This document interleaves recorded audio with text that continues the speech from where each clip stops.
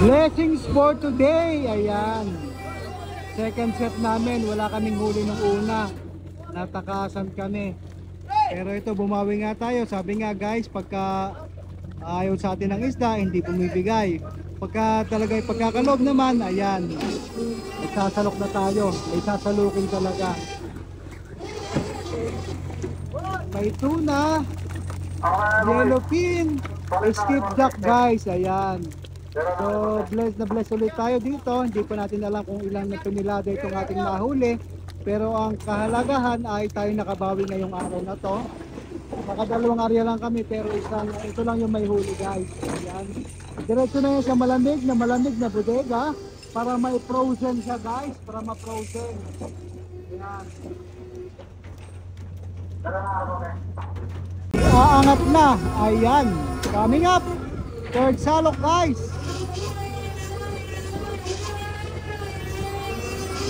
Talaga naman, mapuno-puno itong isang ito. Malaki-laki laman ang salok nitong isang ito ngayon.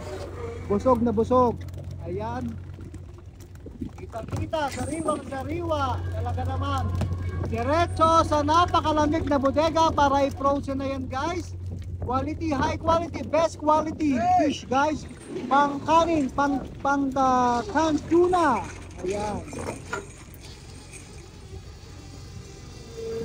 Dito ang ating official, si Denbanger Boy ng Tingloy, Batangas. Ayan. Sitio Buok! Sitio Buok, Santo Tomas. Barangay Santo Tomas. Ayan, Batangas. I-follow nyo po siya. Siya po yung... Ayan. Ay, mga taga Batangas naman diyan. Abay ba share, mag-like, mag-comment naman. Ayan, mga taga Tingloy, Batangas. Yay! Ayan, parating na. Puno na naman guys. Malaman-laman yan. Halo talaga. Wow. Fresh na fresh. Talaga. Ayan, mga tuna, skipjack, yellowfin. Ayan. Kitang-kita naman. Shoutout sa inyo last. 816,000 followers. 72,000 subscribers sa YouTube. Ayan. Fresh from the ocean. Ocean's fresh.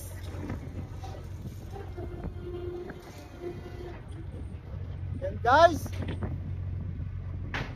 Kasama ko ngayon yung taga Tingloy, Batangas.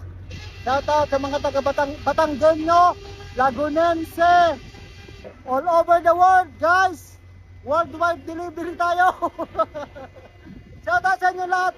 816,000 followers sa Facebook page, 72,000 subscribers sa YouTube channel. Ayan, magandang gabi sa inyo lahat.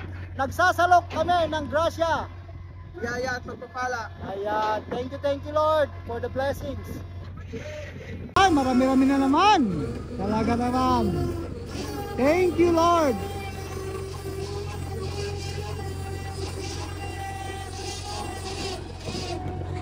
Super fresh, super fresh. Ayan, kinukuha na ng sambol. For the record, para malaman kung saan nilalagay ang ating mga isda sa bodega. Ano ang classification ng isda, guys? Ayan, si Boy Paksim.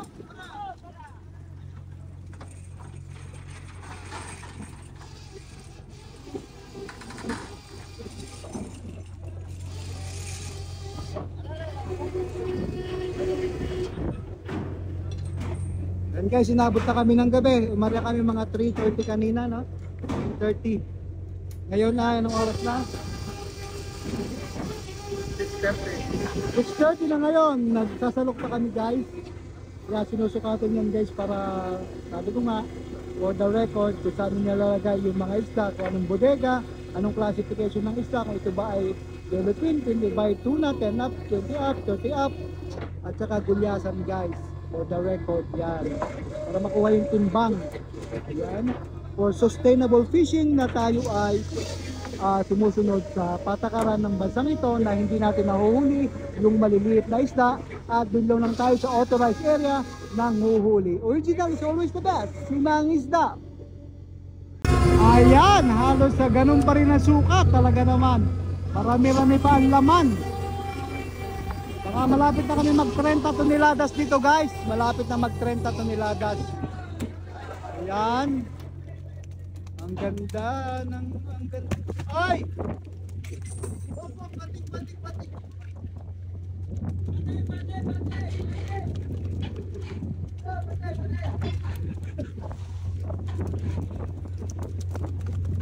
Fresh the fresh.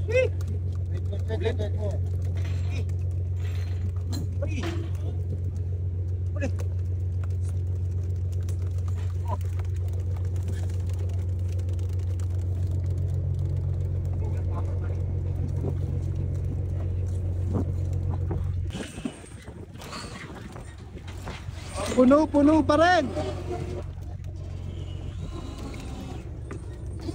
Unexpected blessings na naman to, ha. Unexpected blessings. Dahil tahimik sa salambat kanina, tahimik. Akala namin puro diris lang yung nasa lambat. Isda pala.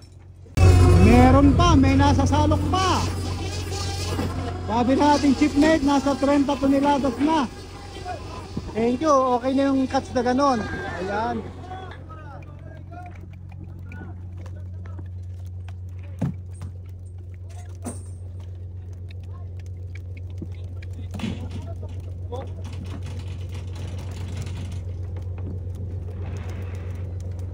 Hey! Sige, bira!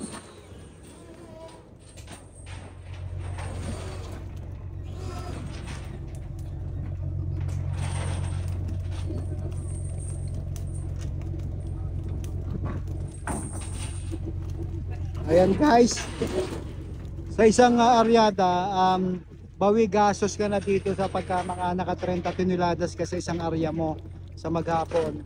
Pero kung mas maganda, mas madami, doon pa lang medyo makakabawi-bawi din talaga ng mas maganda, pati mga tao ay kikita ng maganda. Ayan guys, kung makatatlong area ka, ganito do, mas the best. Yan guys.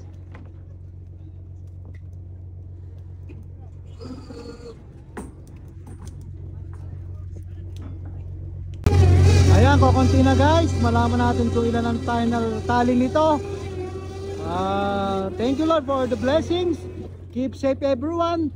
Palagi po natin tangkilikin ang mga sariling atin. At the same time, yung mga legit na na content creator, vlogger guys. Original is always the best. Simangis na lamang po. Magandang gabi sa inyong lahat. At ito po, malaman ko mamaya kung ilan ang total tali natin. So, maraming salamat po sa panonood. Ito po ang inyong Kasimangis na wala po tayo sa Pilipinas. Ito po ay International Commercial Fishing sa Papua New Guinea. Magandang gabi.